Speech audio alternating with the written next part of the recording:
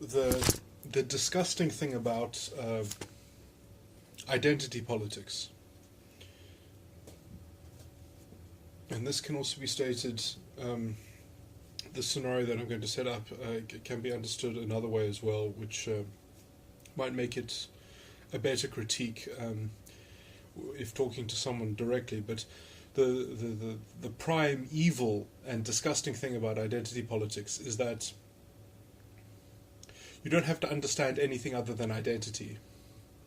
And so you can essentially make people responsible for any consequence that you don't like, that is a crime against your identity, or that infringes merely the interest or an interest that belongs to your identity.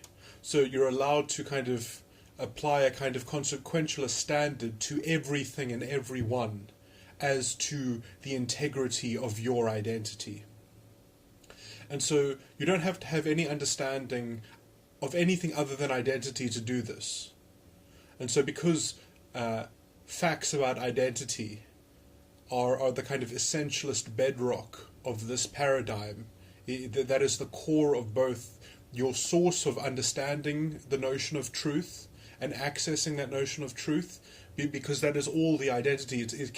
You can justly say, no, well, everything should be in relation to the identity, because that is what sustains me, and that is what has given me my mind and my consciousness. You're adopted by this categorization system. It's very vile in that it classifies people by their breed in this way, that they are possessions of their identity category, and therefore, naturally they need to be represented by demagogues and protectors of that identity. That everyone has to be tasked with being the protector of this identity. It generates its own disgusting fascistic in-group sympathy, and the only way to sustain an in-group sympathy imperative and moral directive, and have a kind of moral authority that has this at the core of its consideration, is to have an enemy, and so an enemy that undermines the identity, and the enemy is anything that can conceivably undermine the identity. And it's too easy to have suspects, because anyone who can be blamed for producing any element or any factor, the consequence of which has led to the diminishment of the flourishing of this identity group, and you've got an indictment.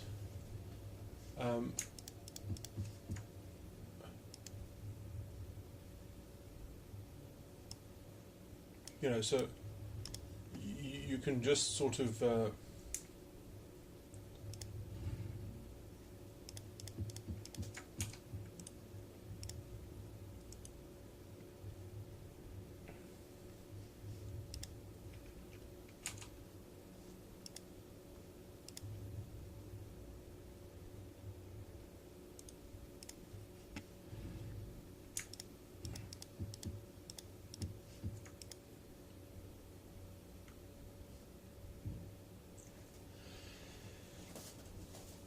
so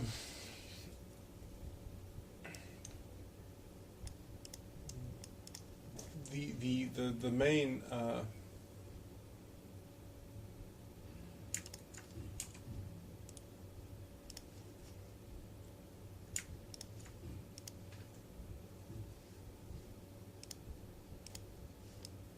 the main flaw of this is that it has no inbuilt way of inhibiting its own formulaic response to reducing the world to how it makes the identity feel. And so you've got this very oversimplified formula in which anything in reality can be judged to be good or bad, relative to how it promotes the interest of the identity. Now, this formula, I mean, is so stupid. It doesn't work on so many levels.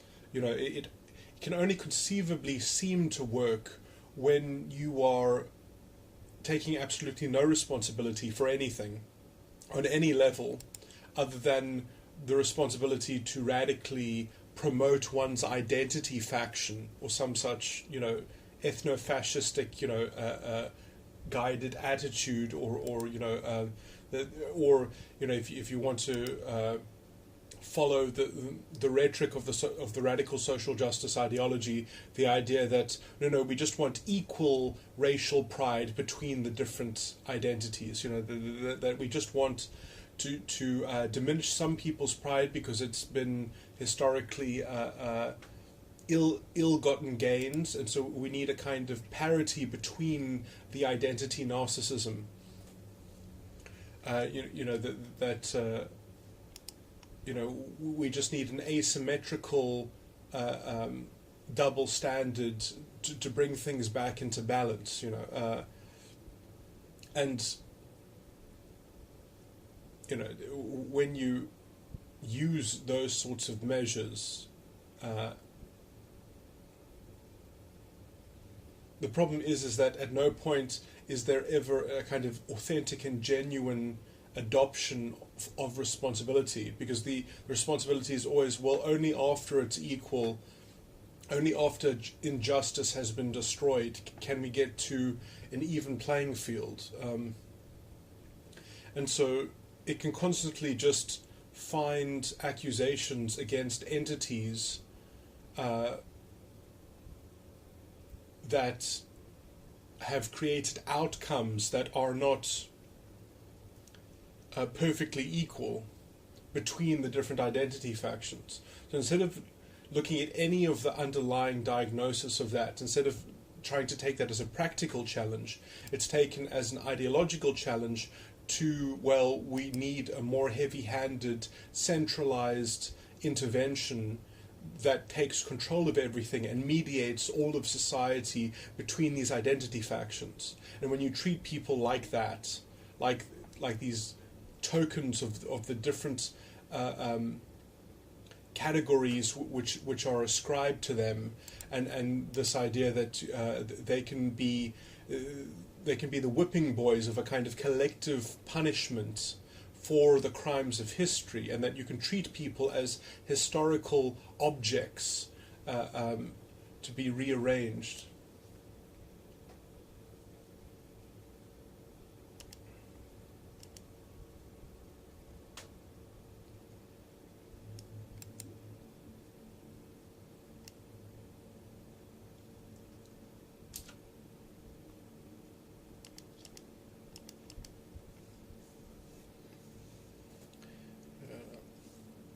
I'm rambling a bit now, but let me just touch on the point again that the shortcut, the ideological shortcut, which is being offered by identity politics, is the idea that you don't need to understand anything other than identity. That the understanding of identity is preeminent and the key to the solution of justice and progress, because all you have to do is track the relative power of identities, and you don't have to track anything else. You don't have to understand how the world works. You don't have to have a vocabulary that works outside of your identity group. You can even have your own private language and your own separate reasoning and philosophy, and you know, so it essentially becomes a religion that ethnicity or some other intersectional segment of beingness gives you a kind of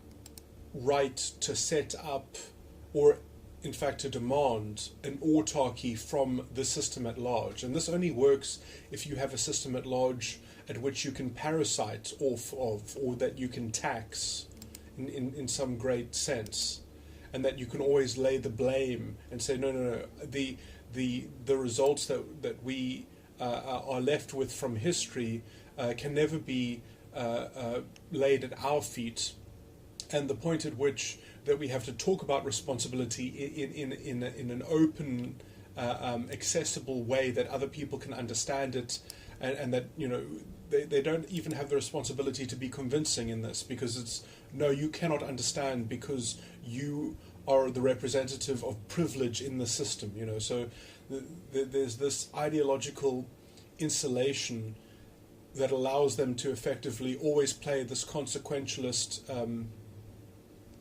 So the standard which is imposed on the world is a kind of consequentialist filter of, well, if you do something and the consequence is bad for my identity, it's absolutely evil, it's absolutely wrong, it's absolutely unjust.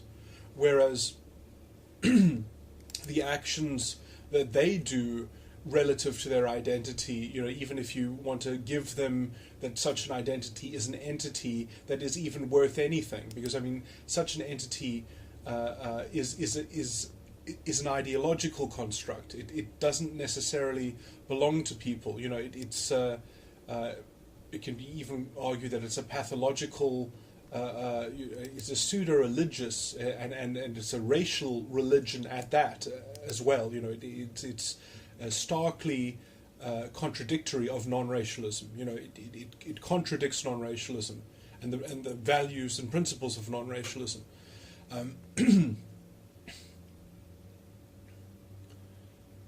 So it at its very core is a kind of very specialized racism that tries to excuse itself by just being so blindly racist, in a sense that no, you can't expect people to share the same understanding. You can't expect people to be able to communicate with one another, other than to communicate impenetrable boundaries of culture and ethnicity. It's at its very core, it's antithetical to liberalism. I heard a philosopher talking about, he was quoting some French philosopher as well, talking about identity. He was talking about the individual versus the collective, and how there are some collective values that are worth saving, or and that's the problem that liberalism has kind of metastasized into this SJW-ness. And I think some of his thinking doesn't seem to be problematic. Like, some of his thinking seems to follow rationally, let's just say. But the problem is that the basic concepts that he is working in is unnecessary. Why do you have to pose the individual against the collective, and say that the individual always has this right to be apart from the collective, and so it's that which has created the philosophical, metaphysical framework to allow this fascistic doctrine to essentially disguise itself within a democratic paradigm. And in some sense, it does play that useful idiot, abuse of democracy. But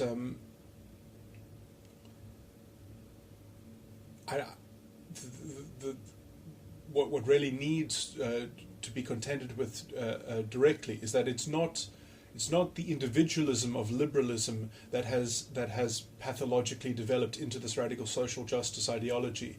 It is the concept of identity itself, and the idea that identity carries with it a collective codependency, and so it's really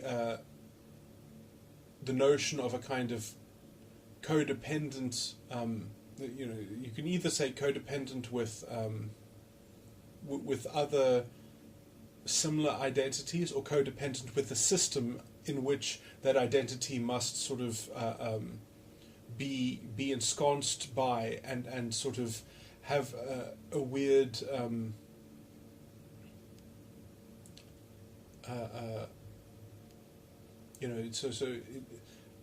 identity carries, at least the notion of identity I mean, the notion of identity in general is rather a pernicious one. It is one in which one agrees to be the effect of very many things which are regarded as being authoritative over the individual. And, you know, you can do that, you know, in some sense, but if you don't do it with the consciousness that it is somewhat subject to your liberty and subject to your choice, you know, there are versions of this where the social justice warriors will say, "Oh no, well that's what we elect. We just choose to create a group think that we belong to that represents its power through its representatives of a joint faction because we're sick of the systematic oppression, and we can see that there are other groups who enjoy."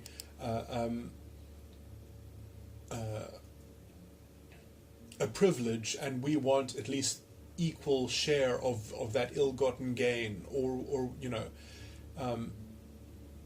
or we want a counter ill-gotten gain, or something like that, or we want a symmetrical reprisal of damage for this ill-gotten gain that we're going to monitor through history and have a running score that must be settled, and you know that is a narrative that is premised in identity being a real entity, and that you are allowed to lean on that entity as being tangible and being fixed, and forcing everyone to play along with that narrative, because you can't do that by yourself. You can only do that by forcing other people to take on their brand, to take on their factional label, and this is what gives the kind of the fascist rhetoric its totalitarian implication, in a sense, because its ideology has to be adopted by the political executive. It has to be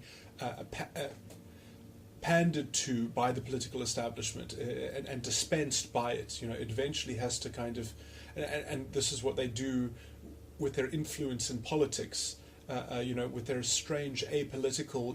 No, we just want someone who sorts it out. We just want someone who will take responsibility for the system, that they can expect to kind of infantilize the identity and deliver justice to it. Because it is not something that can be orchestrated on the individual level. It's not something that can be it's not something that can be pursued by a liberal society or by individuals that believe that they have some kind of liberty. It can only be pursued by individuals who believe that all liberty must be constrained by this ideological matrix, that everyone must be bullied into accepting this top-down moral authority, and that everyone must have the same moral authority, and everyone must accept these identities. Everyone must accept that these identities are the prime factors, are the prime movers in the public sphere. That the public sphere is preeminently reducible to those entities, and it just gets ruined if some people say, no, I'm not going to identify with that division, with that fractionalization. And eventually you have to call these people that they're committing hate speech, or that they are representatives of the evil identity that are trying to get away with their privilege because they don't want their privilege put into some kind of equilibrium of some kind of justice dispensation by a concentrated, lofty state that has its hand in everything and that mediates between everything. And so there's no room for any kind of authentic communication because everything is forced to happen through this identical ideological filter, which just must be implanted into everyone's head, metaphorically. Everyone must link up to that. Everyone must be tethered to this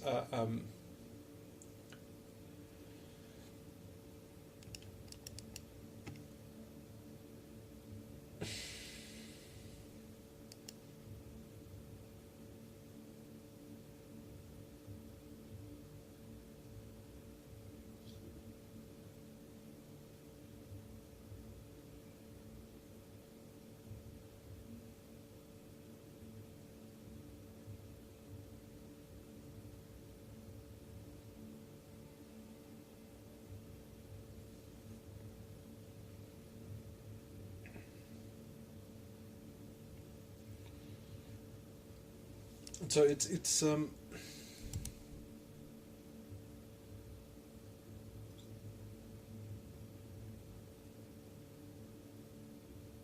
this is how it can get away with judging everything by its consequence and judging everything by its outcome, and then just statistically monitoring the outcome and saying, well, we don't even have to go through the work of back tracing why this happened, and looking at the real facts on the ground, because we have facts about identity, and all we need to do is get a sympathetic system to the plight of identities that are experiencing different outcomes, and we don't have to look at underlying present conditions and present concerns and tackle those preeminently.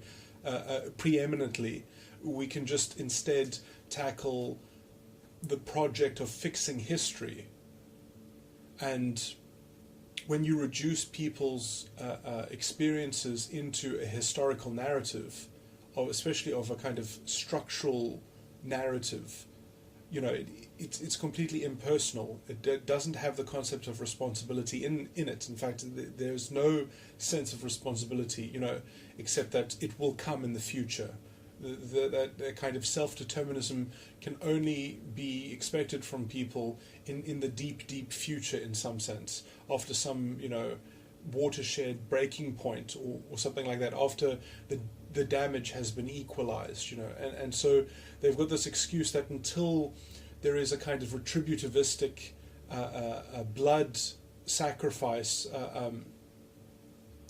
which is extracted from the token evil identity, and from the tokens that represent the evil identity, so that the identities can have this kind of equality in this quantifiable statistical reduction of, well, if the consequences are different, it can only be because one group has subverted the other group, because there's this presumption of separate but equal at the core of everything, which is given a kind of quantitative reading, or interpretation, I should say, because the quantitative interpretation is the only way that you can communicate between things that are essentially unable to communicate with each other. So they can say, don't talk to me about anything other than you owe me these many material things, because if you just count up the bodies and you count up the statistics and you divide the statistics this way, it doesn't all fall equally between the groups, and so there's no greater analysis than that that is applied. There's no application of any intelligence, because you don't need to understand anything other than the facts that relate to identity. That's how their ideology works. So essentially they don't have to ask any of the hard questions. They don't have to develop any kind of humility. In fact, humility is the path of that. Privilege will tell you of the path of humility. And there is no strength in humility in this ideology. It's that no, pride is what will save us. Narcissism, equal to the narcissism that we see in the other identity faction. The other identity faction has gotten rich from narcissism, and now it's our turn to get rich from a counter-narcissism, and that's what justifies narcissism under the banner of justice, and the only way that it gets away with disguising it as justice is by taking the consequence of everything as being attributable to identity. So if something happens because something happened, it's not because of what happened. You don't have to understand what happened. You just have to understand who the identities of the people who made it happen, and therefore you've got a kind of complete picture of blame and guilt. And if the answer is that the person who made it happen is actually the person who deserves the in-group sympathy, well, they only did it because history conspired to make that person a bad actor, and therefore the quickest solution is to give reparation for history so that the bad consequences don't happen anymore. So you can just continually tend to extracting things because the bad consequences, and you never have to diagnose the present and current processes that generate these things. You can just use more and more radical rhetoric and rationale to justify even more intervention, even more top-down. You don't have to inquire into any, well, how would we actually, bring people into a modern economy? How would you actually get the people at the bottom to me to the people first in the lower third, and then in the middle, and then you can't make the people right at the bottom meet the people right at the top. It has to be there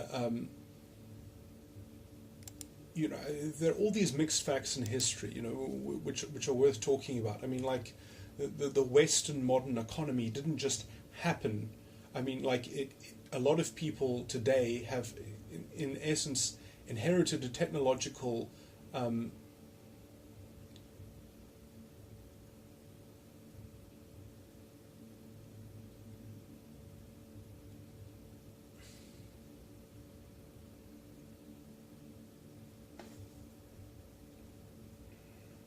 legacy that took hundreds of years of the people in South Africa in general did not suffer through the Industrial Revolution that went on in Europe.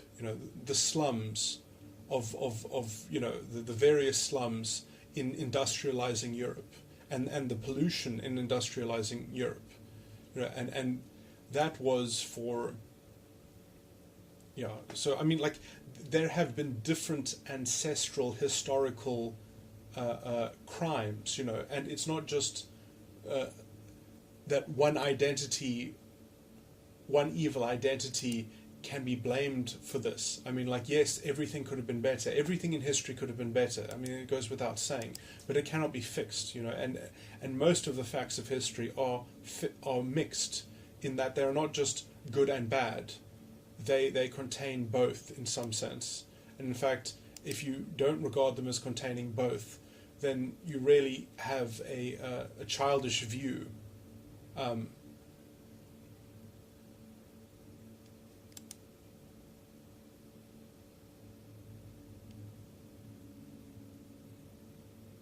mean, the only way that you can have a clear black and white rationalization of history is if you are going to make something an absolute good or something an absolute evil, to contextualize everything according to that presumption.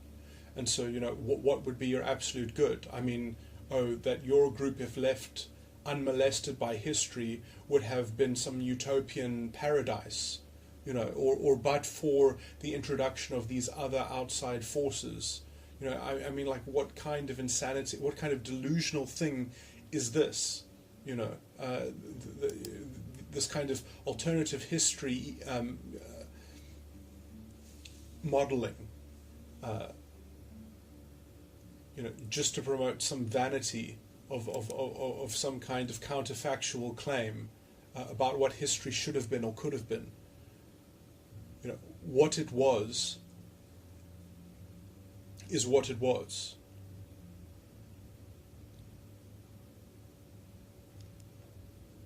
And if you want to calculate the harm that has been done between groups and the benefits that have been done between groups after the harm has been done and before, and it's this idea that you can sort of take that unknown quantity and reduce it into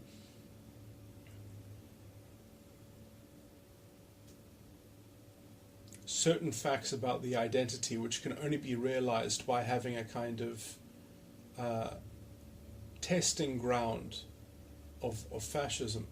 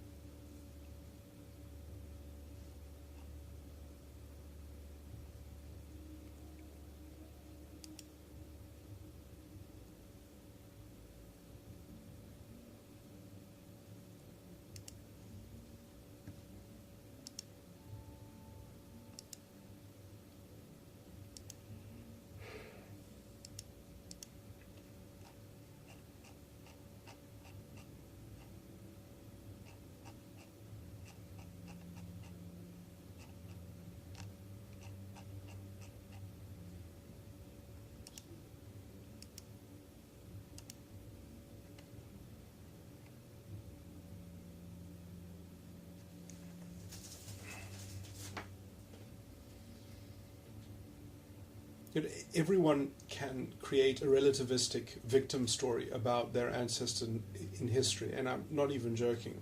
Like, this will sound foreign to people who don't, have a broad knowledge of history or whatever. But if you go into anyone's genealogy, and not even that far back, you get horrific shit. If you follow lines. The dispossession of the Scottish, who were given a fate that could not even be conceived of by people in those days. It was so surreal. To lose your country in those days, to lose your nation, was worse than losing your Christian religion. Your link to God was through your monarch,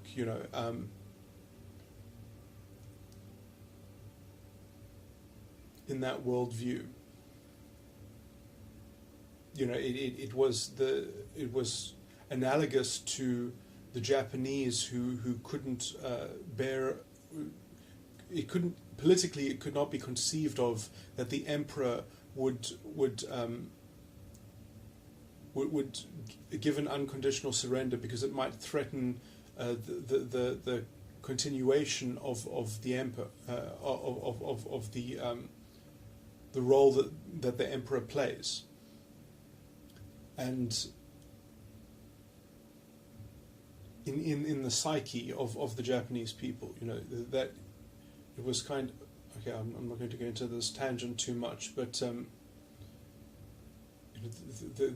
everyone has, it's not even generally, people all have the same model of their ego in some sense. They all have the same plan, or not plan, but if you mapped out the functions that how people make up their personality and their consciousness, in their personality style, there are functions which are commonly shared, although they are performed by different cultural technology, let's just say. And the medieval European had the same kind of sense of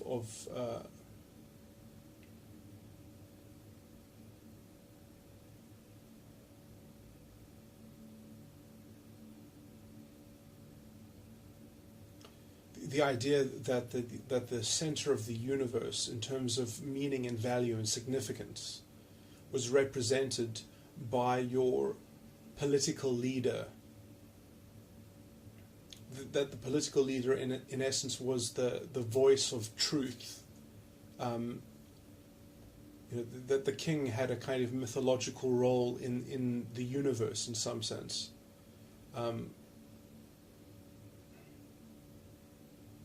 That it was the binding glue in reality. It gave order to things.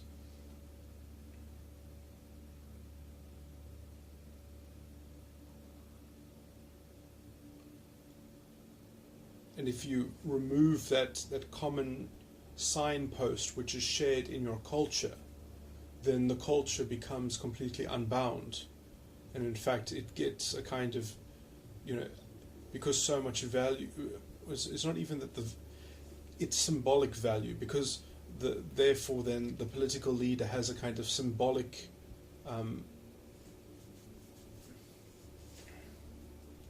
role in everyone's psychology. And so you remove that, and you remove the means in which people have to navigate anything about reality anymore.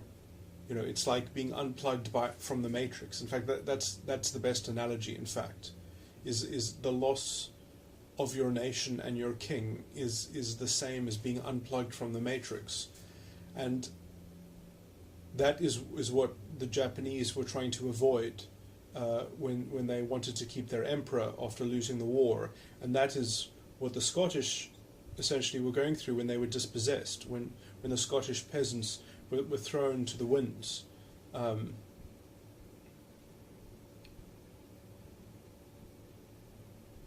not to mention the sense of dislocation, and being in foreign lands, and being immigrants and not choosing to be an immigrant, but being cast out, being literally thrown away.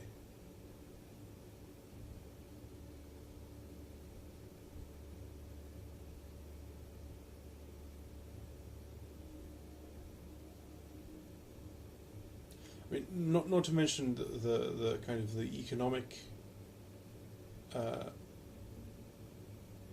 plight along with that.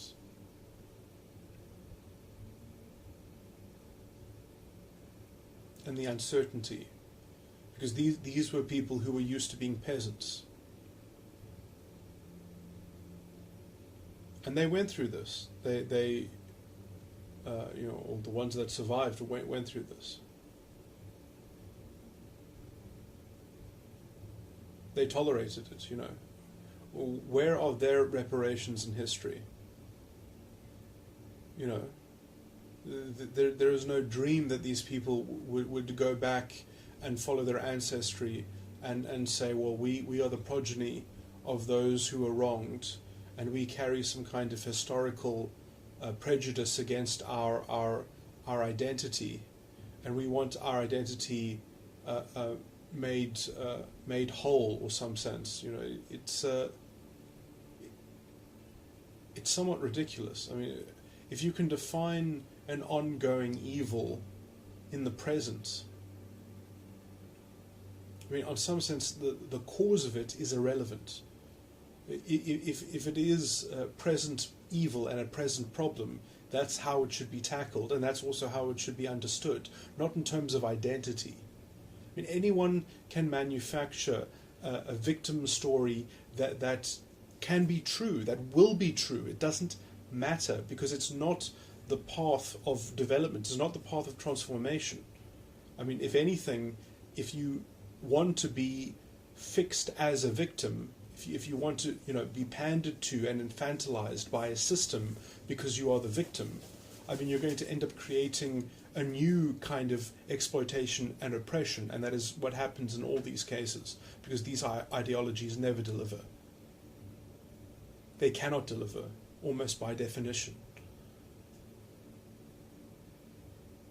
They can only deliver hypocrisy, which then justifies indulging in them even further, because their double standards need to be ideologically secured by a more vicious brand of the same line of reasoning, because it is incapable of fixing reality, and so it has to justify further inroads into applying its collective form of punishment on reality for its own incapacity, in some sense. And so it's an ideological corruption which has to grow to survive. It's like a fire, and this is also why fascism is so famous at using fire for everything, burning down the Reichstag. You create enough destabilization, and eventually you just kind of get people so jaded that they can only hope to even if they think that Hitler is a fool, they will still say, well, at least if he's in power, we don't have to hear the rhetoric anymore, because then he's responsible. He can take responsibility for it. We don't have to hear about it anymore. We don't have to go through this social politics and social drama. But no, that's as soon as they take power, that's when it really begins. That's when it gets fucking delusional. That's when the rhetoric gets turned upside down.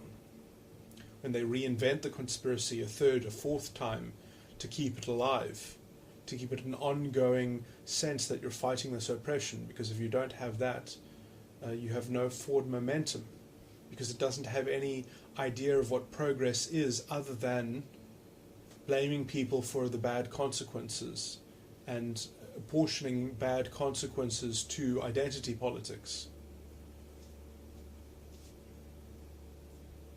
So as soon as they succeed, you just hear more and more identity politics, because more identity politics is the only solution to some identity politics, and this is why it just gets bigger and bigger.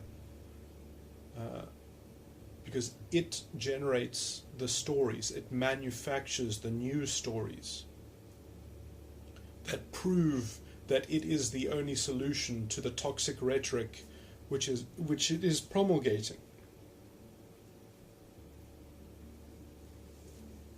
Because the kind of unintelligent policy interventions that it advocates for literally can only be covered over, their failures can only be excused by demanding even more coercion and mandates and fixed ideological systems that cannot be questioned.